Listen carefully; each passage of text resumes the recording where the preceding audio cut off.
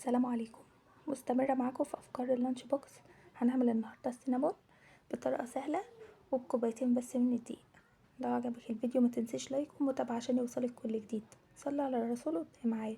كوبايتين من الدقيق عليهم معلقة صغيرة من السكر، ربع معلقة بيكنج باودر، ومعلقة صغيرة من الخميرة الفورية، ورشة من الملح. بقلب المكونات دي مع بعض، وبعد كده بنزل عليهم بنص بيضة بس. البيضة دي انا ضربها مع الفانيلا كده وحطيتها عليها، وبنسيب الباقي بتستعمليه في حاجة تانية. وبننزل عليها شوية من الخل صغننين، ولبن دافي للعجن على حسب اما الدقيق بيحتاج لبن بتضيفي اللبن اللي هو الحليب يعني. ممكن برضو نعجنه بمية دافية او بزبادي او بلبن رايب. بعد ما العجينة تبقى طرية معانا بنضيف عليها معلقة واحدة من السمنة او الزبدة وبنعجنها، وهي بتبقى عجينة طرية ولينة. بنسيبها تخمر تقريبا نص ساعة. بتدهني بقى الرخامة بتاعتك طبقة كويسة جدا من الزيت، لان انت بتفرديها كذا مرة فهي العجينة بتشرب الزيت، فتيجي تعمليها رول هتلاقي العجينة لزقت منك في الرخام. فانت تحطي شوية زيت يعني كويسين كده على الرخامة، وتفرديها بقى بالنشابة. سمك يكون متوسط، احنا مش عايزينه تخين قوي ومش عايزينه يكون برضو رفيع قوي. تمام.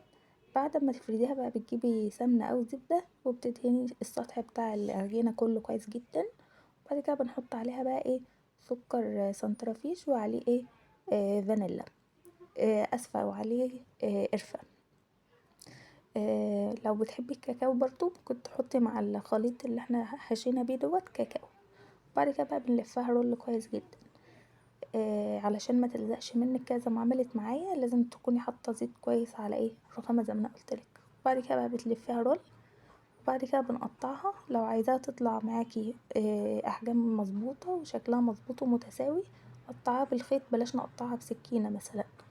زي ما انا قطعتها بالطريقه دي بنحط الخيط، وبعد كده بنشده على الناحيتين عكس بعض فبتتقطع معانا بكل سهوله. الحجم بتاع السينابون ده بقى بتاعك، اختاري بقى عايزه تعمليه ميني صغير ولا كبير وسط زي ما انت عايزه.